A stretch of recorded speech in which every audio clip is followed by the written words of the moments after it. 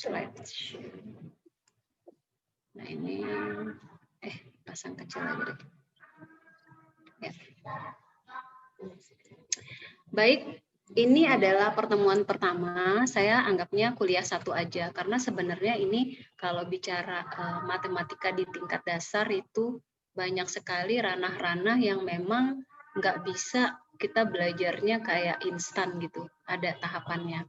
Nah ini kuliah yang pertama ini lebih kepada hakikat, tujuan, dan prinsip belajar matematika itu sebenarnya apa. Perkenalkan, nama saya Siti Andriani, biasanya dipanggil Bu Andri. Saya lulusan dari jurusan matematika di IPB.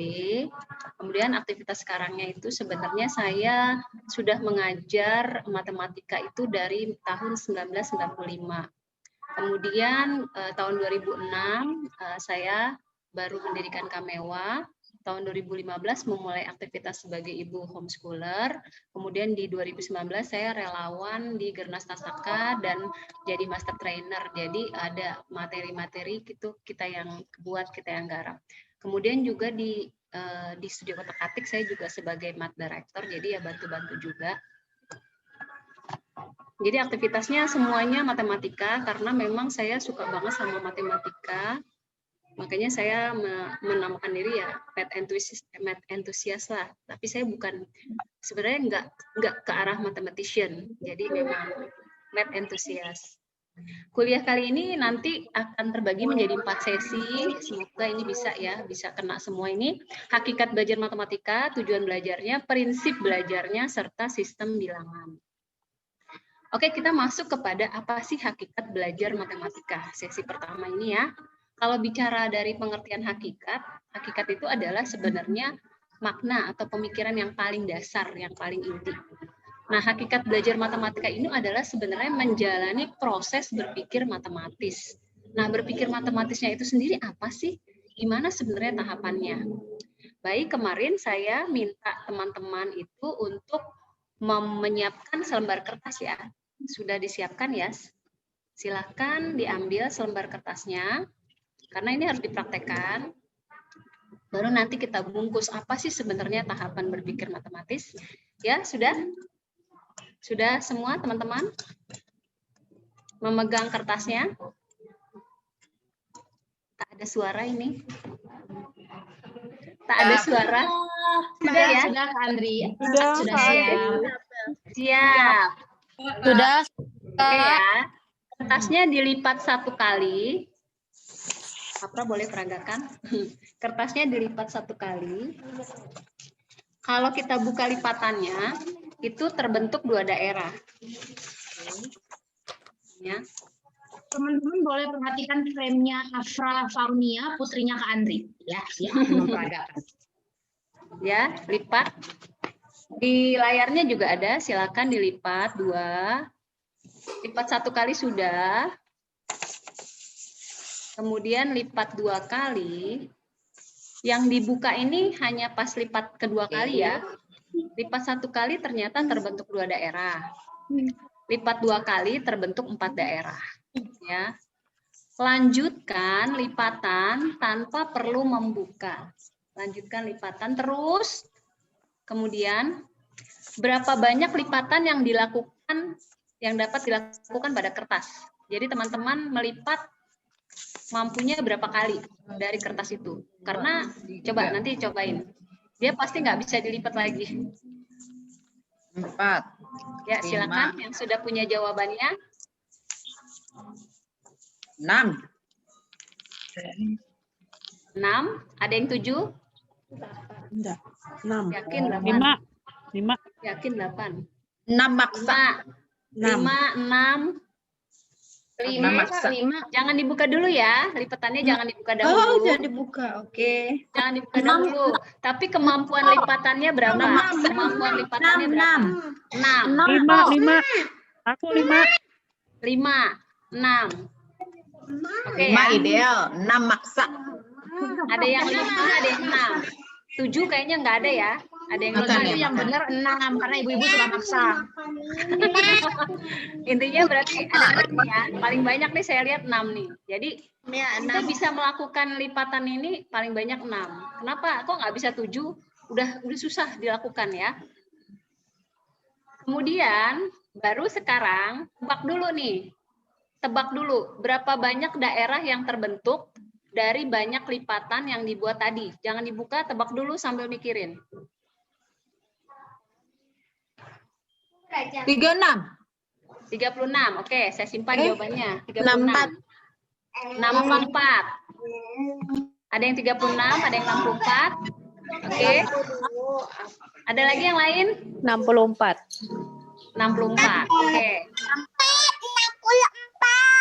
Wes, mantap. Ya. Dari mana kita tahu? Nah, kita punya ini kan ya. 64. Kalau 1, Oh iya, 6. 2. Sekarang coba dibuka. Lipatannya yang 6 itu dapat bener nggak 64? Coba dicek.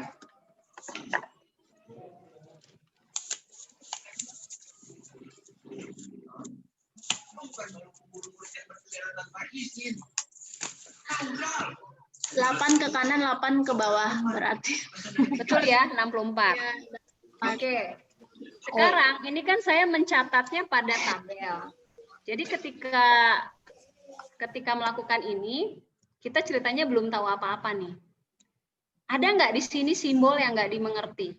Saya nulis banyak lipatan 1, 2, 6 titik-titik, banyak daerah 2, 4, 8, 6, 4 titik-titik. Ada nggak nih yang nggak dimengerti? Apa sih maksudnya dari apa yang ditulis ini? Kali. Gimana? 2 kali 1, 2 kali 2. Nah, ini simbol dari, ini kan tampilan layar nih, ada bilangan, ada kotak. Ada nggak yang tidak dipahami dari simbol yang tertulis ini? Paham ya? Titik-titik itu paham ya? Titik-titik. Paham. Titik-titik Ya, apa? terusannya. Titik-titik apa? 7. 7 sama 128. 28. Oke, sekarang berapa banyak daerah pada lipatan ke-8? Bagaimana cara teman-teman menemukannya? Kali 2. 2 pangkat 8. 2 kali 2 6. pangkat 8. Dari mana tahu dapat 2 pangkat 8? Hasilnya berapa? 2 pangkat 8 ya. 2 pangkat 8 itu berapa? Kalau kita ngelihat dari tabel ini, gimana cara kita menemukannya? Dikali 2 yang sebelumnya. Dikali 2 yang sebelumnya. Jadi lipatan ke-7, jadi 64 dikali 2 hasilnya 128. 128. Berarti lipatan ke-8? 256. 256. Ya. Jadi di sini banyak lipatan ke-8 adalah 256. Nah, dari sini kita ajak anak-anak coba lihat polanya. Oh, ternyata yang pertama tuh 2. Yang kedua itu ternyata 2 kali 2. Hasilnya 4. Yang ketiga itu ternyata lompat 2 lagi. 2 kali 2 kali 2. Oh, artinya kalau lipatan ke-8 berarti itu lipatannya ada 8 kali. Terus titik-titik itu sebenarnya adalah berlaku sama polanya dengan sebelumnya. Apakah kita selalu dapat menemukan banyak daerah, berapapun banyak lipatan yang dapat kita inginkan. Dapat kita inginkan tuh gini, secara realitanya sebenarnya kemampuan kita melipat itu hanya terjadi di 6 atau bisa dipaksakan 7 lipatan. Tapi apakah kita selalu dapat menemukan banyak daerah, berapapun banyak lipatan yang kita inginkan? Baik itu bisa dilakukan ataupun itu hanya dalam imajinasi. Apakah kita selalu dapat menemukan banyak daerah? Pertanyaannya. Bisa atau tidak? Bisa, imajinasi. Bisa ya? Bisa. Kalau kertasnya makin gede bisa. Bisa. Berapapun ya yang kita inginkan lipatan itu, kita selalu bisa menemukan banyak daerah. Jadi sudah muncul ya, oh ternyata 2 pangkat N. Apa itu N? Jika N menyatakan banyak lipatan, maka banyak daerah adalah 2 pangkat N. Dari sini, dari mana kita punya kesimpulan 2 pangkat N? Tiba-tiba permasalahan tadi menjadi sebuah simbol sederhana. Hanya 2 pangkat N. Ya, tadi teman-teman sudah menemukan. Karena ternyata kalau kita mau 8 lipatan, maka banyak daerahnya 2 pangkat 8. Berarti kalau kita mau 100 lipatan, maka banyak lipatannya adalah 2 pangkat 100. Nah, sampai di sini, jika tiap daerah yang terbentuk itu dipotong dan ditumpuk, apakah tingginya akan bisa sama dengan tinggi Monas? Jadi, daerahnya tadi itu digunting semua. Apakah kalau digunting, hasil guntingannya itu ditumpuk, kita bisa menemukan kertas itu sama dengan tinggi Monas? Sebagai informasi, tinggi Monasnya 132, sementara ketebalan kertas itu 0,001 cm. Gimana cara teman-teman mengetahuinya? Silakan berpendapat. Apakah bagaimana cara kita menemukannya? Dan pertanyaannya apakah tingginya akan bisa sama dengan tinggi Monas? Jawabannya apa? Kok tidak terbaca? Bisa. Bisa. Apakah bisa sama dengan tinggi Monas? Bisa. Bisa. Bagaimana cara kita mengetahuinya? Tebal kertas dikali jumlah daerah yang dipotong. Nah, berarti kita harus menemukan dahulu jumlah daerah yang dipotong.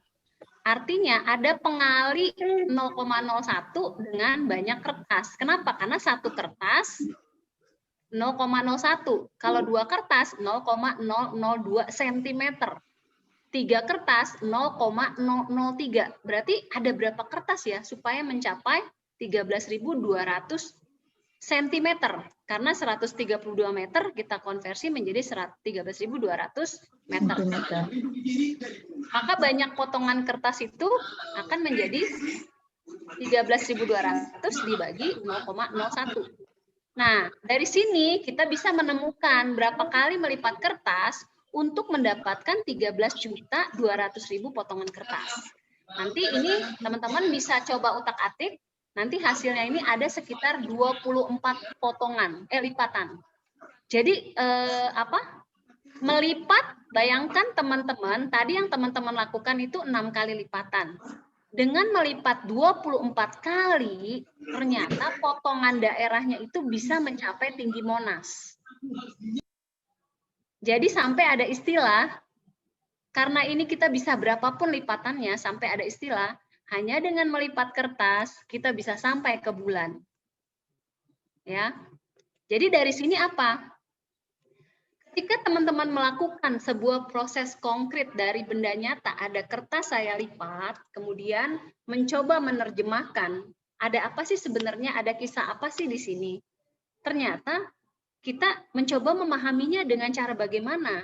Karena kalau kita cuma di pikiran doang, ketemu nggak tuh 2 pangkat N? Nggak bisa, kalau cuma konkret terus langsung dipikirin. Konkret langsung dipikirin, nggak bisa. Kita harus merepresentasikan. Ini yang dibilang piktorial. Kemudian kita mencoba untuk menulis. Yang paling efektif ternyata kemudian, ternyata bentuk tabel nih. 1, 2, 3. Sampai karena tadi kita cuma dapat 6 lipatan, maka kita tuliskan sampai tabelnya sampai 6. Tapi kemudian dari kasus konkret ini, kita melihat sebuah pola. Ternyata polanya 2 pangkat N. Nah, 2 pangkat N inilah yang dinamakan sebagai abstrak. Jadi 2 pangkat N ini adalah bentuk yang paling sederhana dari permasalahan konkret melipat kertas. Walaupun secara konkret punya keterbatasan hanya bisa dilipat 6 kali, tapi dengan berpikir matematis, yaitu kita menemukan sebuah abstraksi atau sesuatu yang lebih sederhana untuk menemukan polanya, maka imajinasi kita bisa menjawab permasalahan yang mungkin tidak pernah kita pikirkan. Sepertinya tidak mungkin potongan kertas itu bisa mencapai ke bulan. Tapi sebenarnya kalau kita bicara imajinasi, perhitungan matematika, itu bisa dilakukan. Jadi kita tinggal mencari bagaimana cara ke bulan kalau kita mau bangun menara, maka permasalahan berikutnya adalah mencari bahan apa, bahan sebesar apa yang kita lipat 24 kali, kemudian kita tumpuk tingginya sampai ke Monas. Kemudian di situ menjadi sebuah karya. Kita pikirkan nih jenis bahannya. Karena adanya tahapan berpikir matematis ini, maka permasalahan yang tadinya kompleks berupa melipat-melipat, kita lipat terus, ternyata sangat sederhana. Itu cuma 2 pangkat N. Sampai bicara simplifikasi ini atau kesederhanaan matematika itu, jadi intinya berpikir menemukan hal-hal yang sederhana dari dunia yang kompleks. Bahkan ini adalah sebuah karya Picasso. Bull itu dia litograf series itu ada 11. Jadi Picasso awalnya itu melihat wujud banteng yang banteng yang asli kan. Kemudian Picasso mencoba menggambar banteng. Ini iterasinya nih. Dia gambar seperti ini. Dia gambar lagi, dia gambar lagi. Kemudian dia menemukan bahwa hal yang penting dari sebuah banteng ini ternyata kita bisa gambarkan bidang-bidang tertentu saja. Kemudian dia melakukan penyederhanakan bidang-bidang tertentu, sederhanain. Kemudian, oke, segini banyaknya bidangnya, aku kurangin lagi. Aku kurangin lagi.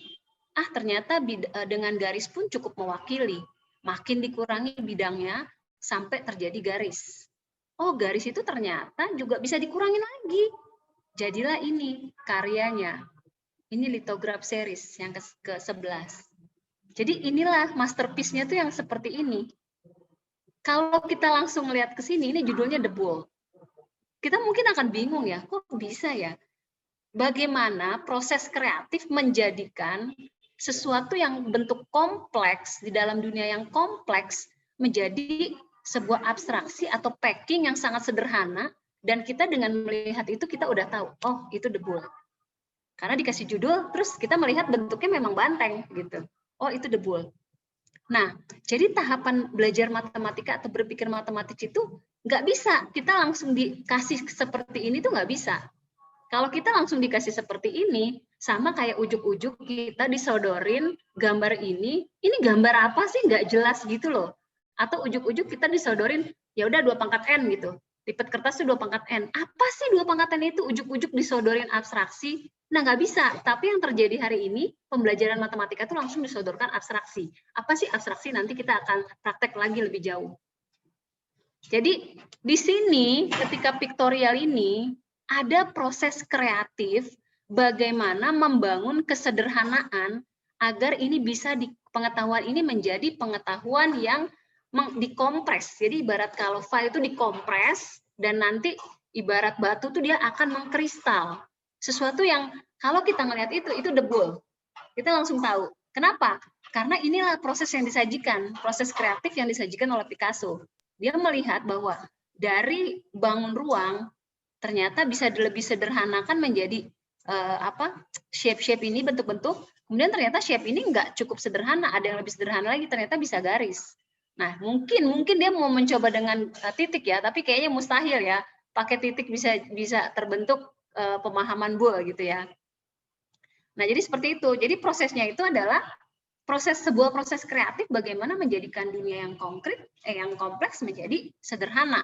Representasi ini nanti bisa lewat gambar, kata-kata, simbol, dan dia merupakan tahapan peralihan dari dunia kompleks menuju dunia yang lebih sederhana. Inilah yang dibilang abstraksi. Inilah tertingginya matematika. Sebenarnya jadi tertingginya matematika itu adalah kesederhanaan, sebuah abstraksi. Proses untuk bagaimana seorang anak bisa dari konkret, pictorial, kemudian abstrak, itu harus dilatih. Nggak bisa ujuk-ujuk dia konkret langsung ke abstrak, itu dia nggak bisa. Apalagi langsung disajikan abstraknya, itu agak sulit. Jadi berpikir matematis itu sebenarnya adalah tadi yang seperti saya sudah sebutkan adalah proses kreatif untuk menyederhanakan hal atau dunia yang kompleks ini menjadi sangat sederhana. Kesederhanaan ini yang kita bilang sebagai abstraksi. Ia harus dibangun dari yang konkret dulu, baru kemudian pictorial, baru abstrak. Ketika kita melakukan melipat kertas tadi, itu adalah tahapan pemahaman konkret. Tahapan pemahaman konkret itu, ketika kita menggunakan model itu akan punya keterbatasan. Tapi dengan adanya, kemudian kita memproses itu menjadi kita menemukan pola, menjadi pictorial, maka imajinasi kita menjadi tak terbatas. Dengan abstraksi 2 pangkat N, permasalahan itu menjadi tak terbatas. Solusi itu menjadi tak terbatas. Berapapun ketinggian yang kita mau atau sepanjang apapun yang kita mau, dalam imajinasi kita memahami itu bisa dilakukan. Jadi kemudian kita, apa sih hakikatnya? Jadi hakikatnya ya karena belajar matematika itu adalah menjalani proses kreatif, maka hakikat belajar matematika itu adalah menjalani proses kreatif untuk menyederhanakan hal atau dunia yang kompleks menjadi sangat sederhana. Inilah hakikatnya. Jadi hakikatnya Kalau kita bicara matematik, ya intinya kesederhanaan, sebenarnya itu. Tapi untuk menuju kepada sederhana ini ada prosesnya. Baik, itu tadi hakikat